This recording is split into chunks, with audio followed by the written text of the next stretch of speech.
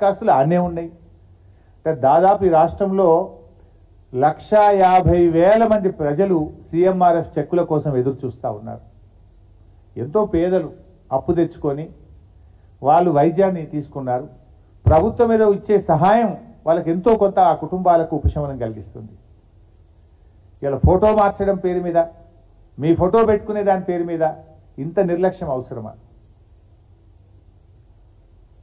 తక్షణమే సీఎంఆర్ఎఫ్ అప్లికేషన్లన్నీ కూడా రివ్యూ చేసి ప్రాసెస్ చేసి ఎదురు చూస్తున్నటువంటి ఆ నిరుపేదలకు ఈ సీఎంఆర్ఎఫ్ చెక్కులు వెంటనే అందించాలని చెప్పి రాష్ట్ర ప్రభుత్వాన్ని మేము డిమాండ్ చేస్తూ ఉన్నాం.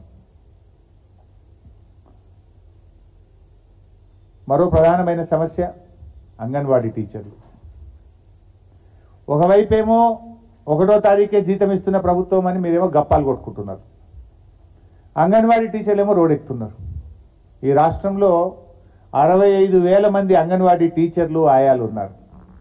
ఈ 65,000 మందికి 2 నెలల నుంచి జీతం రాలేదు. 2 నెలల నుంచి జీతం రాక అంగన్వాడీ టీచర్లు ఆయాలు ఆందోళన చెందుతా ఉన్నారు. జీతాలు కట్టుకోలేక స్కూళ్ళు స్టార్ట్ అయినాయి, పిల్లలకు పుస్తకాలు కొనియాలి, బట్టలు కొనియాలి, ఫీజులు కట్టాలి, మా జీతాలు రావడం లేదని బాధపడుతున్నారు.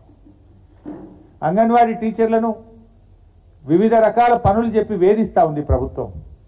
మీరు ఇంటింటికి పోయి నల్లా సర్వేలు చేయండి, ఇంకో పని చేయండి, మీరు థంబ్ ఇంప్రెషన్ పెట్టండి. ఇలా అంగన్వాడీ టీచర్లను ఉసురు పోసుకుంటున్నారు, ఇబ్బంది పెడుతున్నారు. కేసీఆర్ గారేమో ఏ రోజు అంగన్వాడీ టీచర్లు 10 ఏళ్లలో రోడ్డెక్కి ధర్నా చేసిన పరిస్థితి కానీ, ఏ రోజు జీతం కోసం వాళ్ళు ఎదురు చూసిన పరిస్థితి లేకుండా ఈ దేశంలోనే అత్యధిక వేతనాలు చెల్లిస్తున్న రాష్ట్రాల్లో ఒక రాష్ట్రంగా తెలంగాణ రాష్ట్రాన్ని మా అంగన్వాడీ టీచర్లను కేసీఆర్ గారు నిలిపారు. కానీ మీరేమో ఇచ్చే జీతం ఇస్తలేరు. ఓ జీతం పెంచుతామని చెప్పి మేనిఫెస్టోలో గొప్పగా చెప్పిండ్రు. అంగన్వాడీ టీచర్ల జీతం మేము పెంచుతాం, వాళ్ళకి స్కేల్ ఇస్తామని చెప్పిండ్రు. పెంచుడు మాట దేవుడేరు, ఇచ్చే జీతం కూడా ఇస్తలేరు. 2 నెలలే ఆ జీతం ఇయ్యక. తక్షణమే వాళ్ళ వేతనాలు చెల్లించండి. మేనిఫెస్టోలో చెప్పిన విధంగా అంగన్వాడీ టీచర్లకు ఆయాలకు వేతనాలు పెంచాలని చెప్పి రాష్ట్ర ప్రభుత్వాన్ని నేను డిమాండ్ చేస్తా ఉన్నాం. ఇకపోతే 3rd ఇష్యూ బై సార్ చెప్పమంటారా లేదా ఇంకో రోజు పెట్టమంటారా?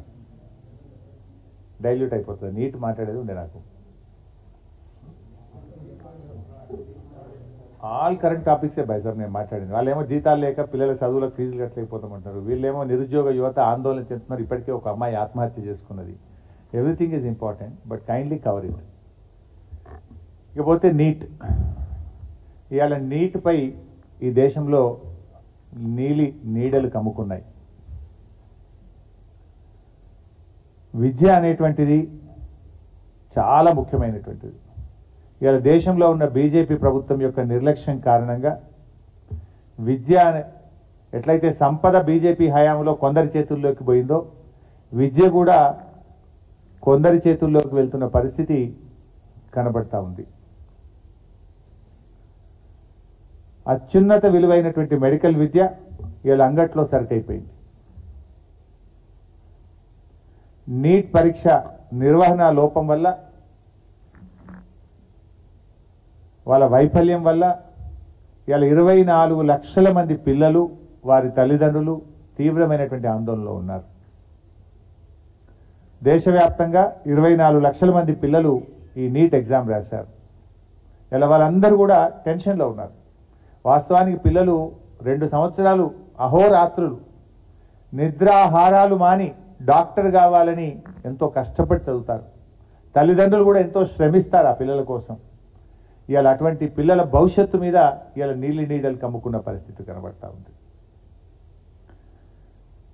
పేపర్ లీకేజీకి తోడు గ్రేస్ మార్కులు కలిపిన ఉదంతంపై ఇవాళ విద్యార్థులు వారి తల్లిదండ్రులు ఆందోళన చెందుతున్నారు. ఇక్కడ 2 ఇష్యూలు ఉన్నాయి.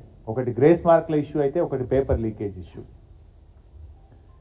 దేశవ్యాప్తంగా విద్యార్థులు రోడ్ల మీదకి వచ్చి ఆందోళన చేస్తూ ఉంటే ఇటు ప్రధానమంత్రి గారు కానీ అటు కేంద్ర మంత్రులు కానీ కనీసం నోరు కూడా విప్పడం లేదు, దీని మీద స్పందించడం లేదు.